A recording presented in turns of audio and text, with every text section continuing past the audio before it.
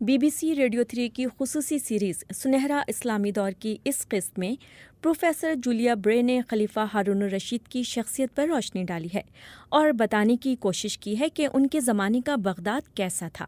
ہارون الرشید کو ایک اچھے اور فن کی قدر کرنے والے حکمران کے طور پر یاد کیا جاتا ہے، تاہم اس بات کے بھی کافی شواہد ہیں کہ مستقبل کے بارے میں ان کی ناقص منصوبہ بندی خون خرابے اور افراتفری کا باعث بھی بنی۔ میں ہوں نادیہ سلیمان اور BBC اردو کی جانب سے اس ریڈیو نشریات کا اردو ترجمہ آپ اس پوڈ کاسٹ میں سن سکیں گے۔ ہارون الرشید وہ خلیفہ ہیں جن کے بارے میں سب جانتے ہیں۔ مشہور داستان الف لیلہ کے خلیفہ، مصنف ٹینیسن کے نیک دل ہارون الرشید۔ لیکن ہم ان کے بارے میں کیا جانتے ہیں؟ ہمارے خیال میں ہم جانتے ہیں کہ ان کا دور خلافت کا سنہرا دور تھا۔ ہارون الرشید کی تخت نشینی پر ان کی سلطنت وسط ایشیا سے لیبیا تک پھیلی ہوئی تھی۔ اس دور کے بارے میں ٹینیسن نے لکھا کہ ایک اچھا وقت، ایک اچھی جگہ، کیونکہ یہ نیک ہارون الرشید کے عروج کا زمانہ تھا۔ اس دور کے سنہرے ہونے کا تصور بہت بعد میں پیدا ہوا اور یہ شاید خلافت کی انتہائی الجھی ہوئی 600 سالہ تاریخ کو ایک نقطے پر مرکوز کرنے کا طریقہ ہے۔ ان 600 برسوں میں سے سن 786 سے سن 809 تک ہارون الرشید کا دور خلافت 20 برسوں سے کچھ زیادہ ہے۔ ہمارے نزدیک ہارون الرشید اور بغداد کا نام ایک دوسرے کے ساتھ جڑا ہوا ہے اور ہم سمجھتے ہیں کہ ان کا بغداد بہت زبردست جگہ رہی ہوگی، بالکل اس طرح جیسے الف لیلہ میں پیش کی جاتی ہے۔ لیکن وہ حقیقت میں کیسا تھا، اس کے بارے میں ہم کچھ نہیں کہہ سکتے، کیونکہ ہارون الرشید کے بغداد کا اب کچھ بھی نہیں بچا۔ لیکن ہم جانتے ہیں کہ خلافت کے دور کے آخری 10 برسوں میں ان کا پسندیدہ شہر شام کا علاقہ رقہ تھا، جو بغداد سے شمال میں خلافت کی بازنطینی سلطنت کے ساتھ ملنے والی شمال مغربی سرحد کے قریب واقع تھا۔ ماہرین آثار قدیمہ نے اب رقہ میں صرف محلات ہی نہیں بلکہ فیکٹریاں بھی دریافت کی ہیں، لیکن ہمیں یہ معلوم نہیں کہ وہاں صنعت کو فروغ دینے میں ہارون الرشید کا خود کتنا ہاتھ تھا۔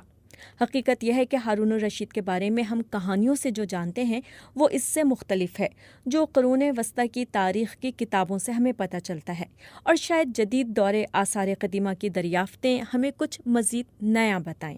قرون وسطیٰ کی دستاویز پڑھیں تو ہارون الرشید اپنی زیادہ تر بالغ زندگی میں ایک کمزور انسان نظر آتے ہیں، جن کے ہاتھ سے خلافت جاتے جاتے بچی تھی، جو اپنی والدہ اور اہلیہ زبیدہ کے زیر اثر تھے اور جن کی حکومت کا زیادہ تر انتظام بیوروکریسی چلا رہی تھی جو برامکا خاندان کے زیر اثر تھی، اور اپنے دور حکومت کے آخری حصے میں انہوں نے معاملات اپنے ہاتھ میں لینے کی کوشش کی اور برامکا خاندان کو جیل میں پھینک دیا اور اپنے پسندیدہ جعفر کو قتل کر دیا۔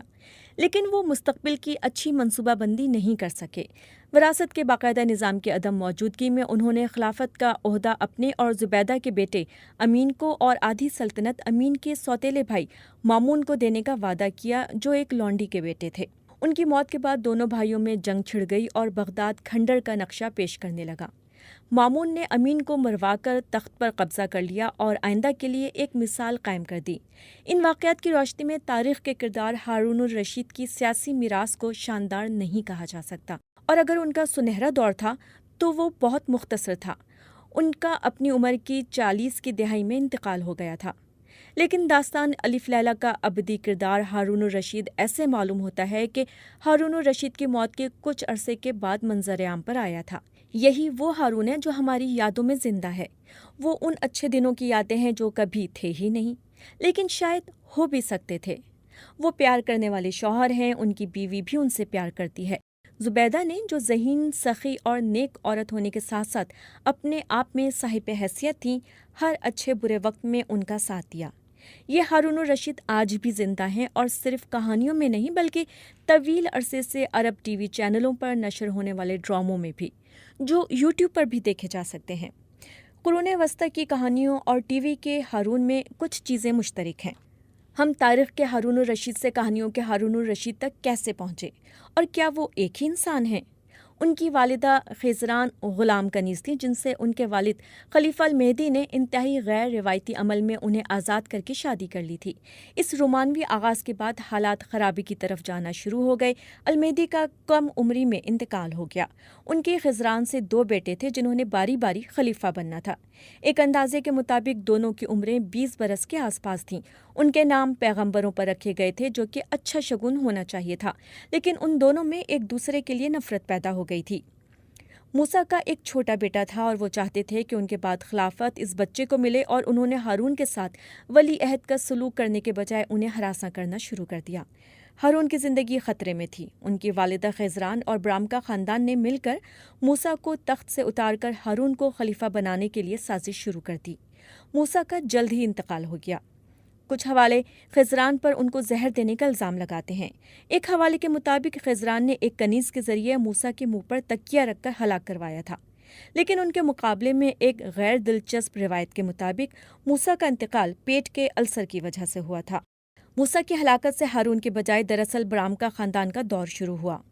برام کا اشرافیہ سے تعلق رکھتے تھے اور ان کے آباء و اجداد کا تعلق ایران سے تھا۔ اس خاندان کے لوگ ماہر اسٹیٹس مین تھے جو اپنے آقا کی زندگی کا درد اپنے سر لینا جانتے تھے۔ اس کے علاوہ وہ انتہائی دولت مند اور کھلے دل کے مالک تھے، اور وسیع پیمانے پر وفاداریاں خریدنا ان کے لیے مشکل کام نہیں تھا۔ برام کا خاندان کے ایک بزرگ یحییٰ ہارون کے استاد اور سرپرست بھی رہے۔ ہارون ان کو والد کہہ کر مخاطب ہوتے تھے۔ یحییٰ ان کے وزیر بن گئے اور یحییٰ کے 2 بیٹوں نے باقی ذمہ داریاں آپس میں بانٹ لیں۔ ہارون کا رضائی بھائی فضل قابل اعتبار اور لائق تھا، جبکہ جعفر ذہین اور دلکش شخصیت کا مالک تھا اور ہارون کا سب سے قریبی دوست بن گیا۔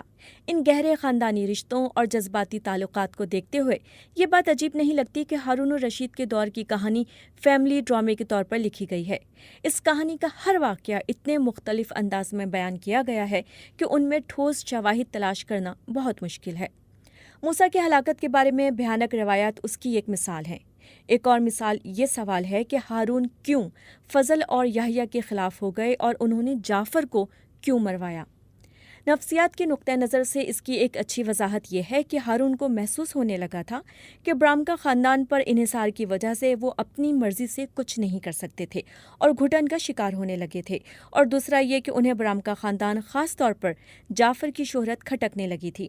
برام کا خاندان کے ساتھ اقتدار کی طویل شراکت داری کے دوران خلیفہ ہارون الرشید کے لیے ایک بڑا سیاسی پروجیکٹ اپنے بیٹوں کو اقتدار کی منتقلی کا تھا، لیکن یہ پروجیکٹ بری طرح ناکام ہو گیا۔ یہ عہد کہ وہ اقتدار اپنے بھائی کو منتقل کریں گے پہلی بار امین سے 5 برس کی عمر میں لیا گیا تھا، پھر 15 سال کی عمر میں۔ جب 20 برس کی عمر کے کچھ عرصے بعد انہیں اقتدار ملا تو اس عہد کو توڑنے کی منصوبہ بندی کرنے کا انہیں بہت وقت مل چکا تھا۔ حقیقت یہ ہے کہ اس دور میں طاقت حلف کی پابند نہیں تھی، قانون کا عمل دخل تو اس سے بھی کم تھا۔ تو ہارون نے خود برام کا خاندان کی موجودگی میں اور ان کے بعد طاقت سے کیسے نمٹا؟ ان کے حاصل کرنے کے لیے طاقت تھی کتنی؟ انہوں نے خاموشی اختیار کرتے ہوئے برام کا خاندان کو ریاست کے معاملات چلانے دیے، یعنی انہوں نے اپنے والد سے ورثے میں ملی طاقتور بیوروکریسی کو اپنا کام جاری رکھنے دیا، لیکن انہوں نے کچھ نئی چیزیں بھی متعارف کروائیں۔ انہوں نے اس خیال کو فروغ دیا کہ خلافت کو اپنے آپ کو ایک مذہبی منصب کے طور پر ثابت کرنا ہے، اور انہوں نے اس خیال کو مقبول کرنے کے لیے کام کیا۔ وہ مستقل مسیحی بازنطینی سلطنت کے خلاف جہاد پر مشن روانہ کرتے رہے اور کئی بار خود ان کی قیادت بھی کی۔ انہوں نے کئی بار حج کیا اور مقدس مقامات پر قیمتی چڑھاوے چڑھائے۔ یہی طریقہ زبیدہ کا بھی تھا، جنہوں نے مکہ اور مدینہ میں پانی کی سپلائی کی ایک اسکیم کے لیے اور ان دونوں شہروں کے راستے میں پینے کے پانی کی فراہمی کو یقینی بنانے کے لیے خطیر رقم خرچ کی۔ یہ زبیدہ ہی کی مثال تھی جس کے بعد اسلامی ریاستوں میں خیرات کے فلسفے کی تشہیر کے لیے بڑے بڑے فلاحی ادارے قائم کرنا معمول بن گیا۔ حکمراں خاندان سے تعلق رکھنے والی ایک عورت کے طور پر ریاست کے اچھے کاموں میں اس کی شناخت بننے میں زبیدہ اپنے وقت سے بہت آگے تھیں۔ یہ ایک ایسا اہم سیاسی کردار تھا جو آنے والے وقتوں میں بھی خواتین ادا کرتی رہیں۔ ریاست کاری کے نقطہ نظر سے اس میں ہارون کا حصہ علامتی مگر بھرپور تھا۔ ہارون اور زبیدہ نے جو مثال قائم کی وہ صدیوں تک آنے والے مسلمان حکمرانوں کے لیے مثال بن گئی، یعنی کسی بھی ریاست کا جواز اس کے کاموں سے پیدا ہوتا ہے۔ اس کا مطلب صرف فلاحی کام اور جہاد نہیں تھا، بلکہ عدل و انصاف کی فراہمی کو ریاست کی ذمہ داری سمجھتے ہوئے اس شعبے کو علامتی سرپرستی میں لے کر قاضی کے عہدے کا قیام بھی اس میں شامل تھا۔ ہارون کی زندگی میں بحیثیت حکمران عدل خاندان اور سیاست ساتھ ساتھ چلتے ہیں، اسی لیے ان کی میراث میں نجی اور سرکاری کو الگ کرنا مشکل ہے۔ اپنے والد کی طرح انہیں موسیقی اور شاعری پسند تھی، آرٹ کا بھی شوق تھا۔ ہارون نے فنون لطیفہ کی شاہی پرستی کی، یہ روایت جاری رکھتے ہوئے انہیں عوامی سطح پر بھی مقبولیت ملی۔ یہ ایک اور ایسی روایت تھی جو صدیوں تک قائم رہی۔ تو حتمی تجزیے میں ایسا معلوم ہوتا ہے کہ ہارون اس مقام کے حقدار ہیں جو انہیں لوگوں کی یادوں میں دیا جاتا ہے۔ ہارون اور زبیدہ نے آنے والے حکمرانوں کو بتایا کہ کس طرح ریاستیں بڑے بڑے کام کر کے عوام کے ساتھ تعلق قائم کر سکتی ہیں، اور سب سے بڑھ کر یہ کہ ہارون، زبیدہ، ان کے بچوں اور برامکا خاندان کی زندگی کی کہانیوں نے صدیوں تک لوگوں کو غور و فکر کے لیے مواد فراہم کیا، اور انٹرنیٹ اور ٹی وی کی مہربانی سے آج بھی کر رہی ہیں۔